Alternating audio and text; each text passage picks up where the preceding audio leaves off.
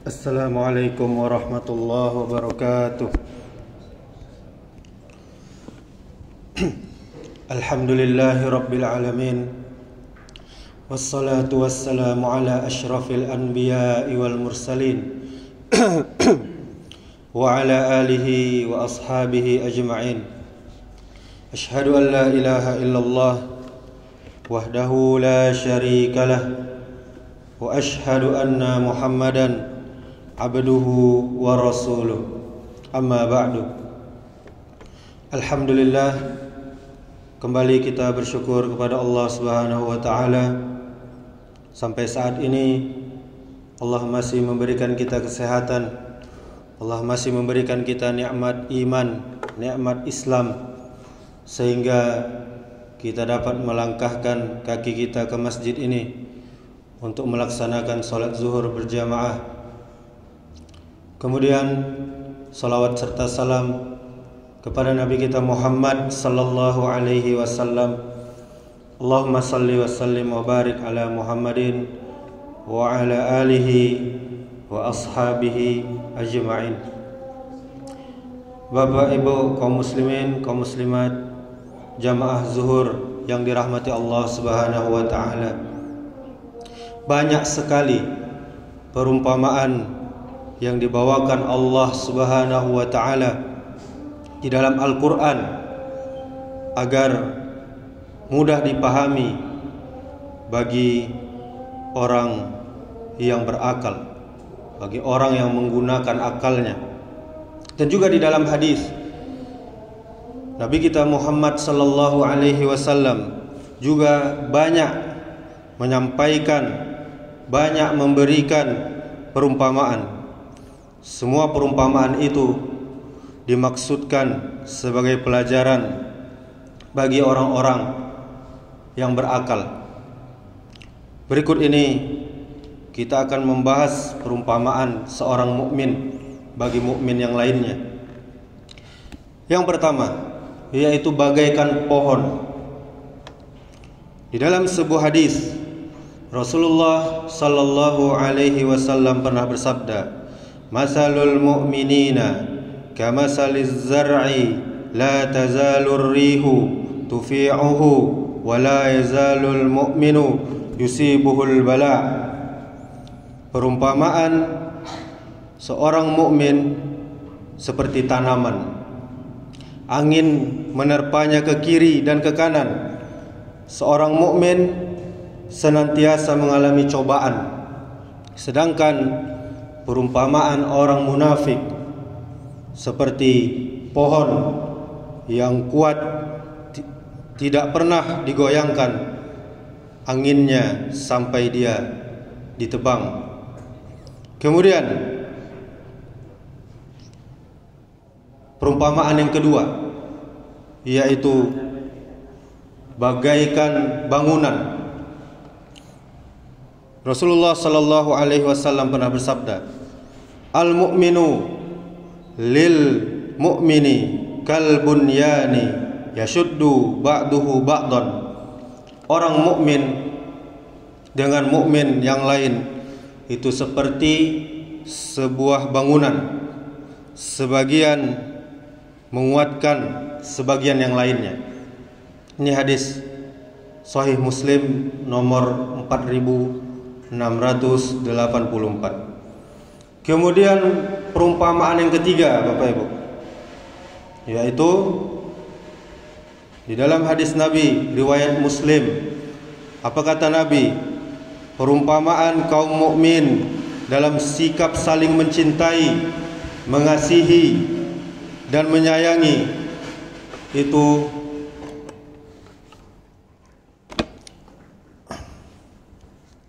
kita ulangi, di dalam sebuah hadis yang bagaikan tubuh tadi, perumpamaan kaum mukmin di dalam sikap saling mencintai, saling mengasihi dan saling menyayangi itu seumpama tubuh, sebatang tubuh. Jika satu anggota tubuh sakit, maka anggota tubuh yang lain pun akan susah tidur karena merasakan sakit. Hadis riwayat Muslim. Kemudian perumpamaan yang keempat, yaitu bagaikan cermin, bagaikan kaca. Di dalam sebuah hadis yang sanadnya hasan ini derajatnya di bawah sahih, tetap masih bisa digunakan sebagai acuan, sebagai dalil. Rasulullah sallallahu alaihi wasallam pernah bersabda, "Al-mu'minu mira'atu akhihi iza ra'a fihi aiban aslahahu." Seorang mukmin adalah cermin bagi saudaranya. Jika dia melihat suatu aib, kesalahan, keburukan pada diri saudaranya, maka dia sembunyikan, dia perbaiki. Kemudian perumpamaan yang kelima, bagaikan lebah. Perumpamaan seorang mukmin adalah seperti lebah.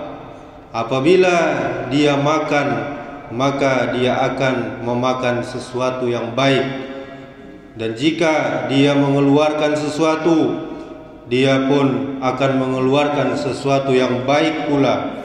Dan jika dia hinggap pada sebuah dahan untuk menghisap madu, dia tidak akan mematahkannya. Ini hadis riwayat Al-Baihaqi. Kemudian selaras dengan Al-Quran, surah An-Nahl ayat 69 yang bunyinya, "Summa kulli min kullis samarati fasluki subula rabbiki zulula yakhruju min butuniha syarabun mukhtalifun alwanuhu fihi shifaa'un linnas inna fi dzalika laayatan liqaumin yatafakkarun."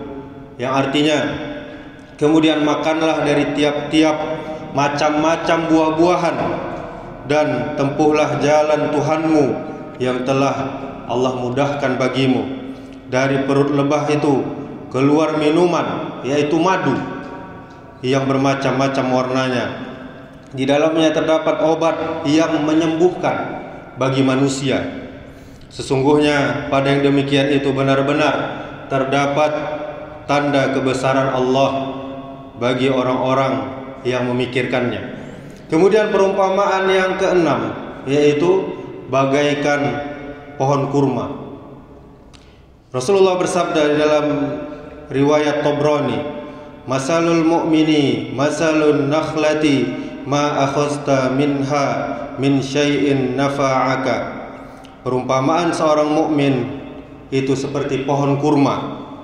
Apapun yang engkau ambil darinya pasti berguna, pasti bermanfaat bagimu. Rasulullah sallallahu alaihi wasallam di dalam hadisnya juga pernah mengungkapkan bahwa seorang muslim itu selayaknya juga seperti pohon kurma.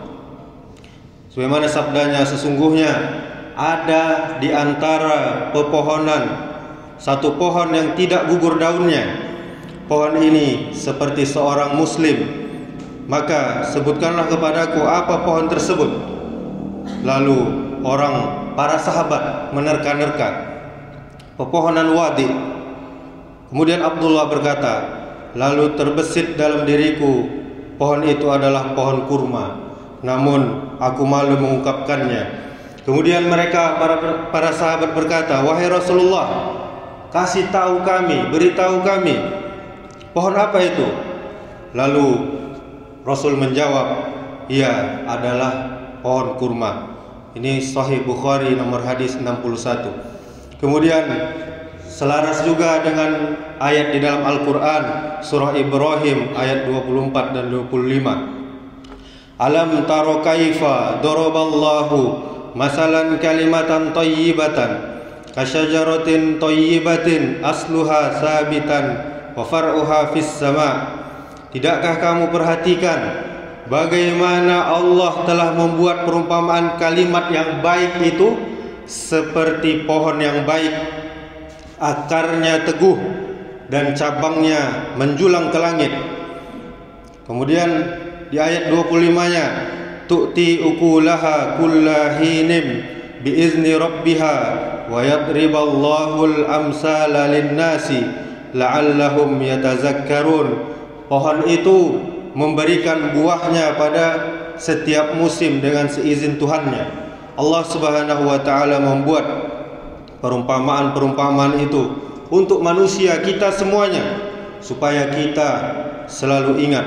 Kemudian perumpamaan yang terakhir, yang ketujuh, di dalam sebuah hadis, masalul mu'minina masala sabilatiz zahabi inna nafaqat 'alaiha ahamarat wa inna wazanat lam tangkus.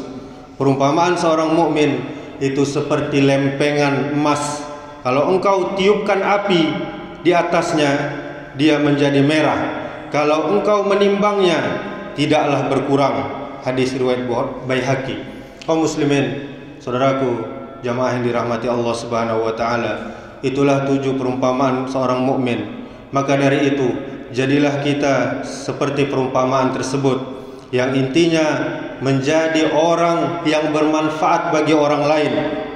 Jangan kita menjadi benalu, jangan kita menjadi beban orang tua, jangan kita menjadi beban orang lain, jangan kita menjadi beban masyarakat, sehingga membuat orang lain susah, sehingga membuat orang lain malas dekat dengan kita, tidak mau bergaul dengan kita. Demikianlah, semoga bermanfaat. Subhanakallahumma wa bihamdika asyhadu an la ilaha illa anta astaghfiruka wa atubu ilaik. Wassalamualaikum warahmatullahi wabarakatuh.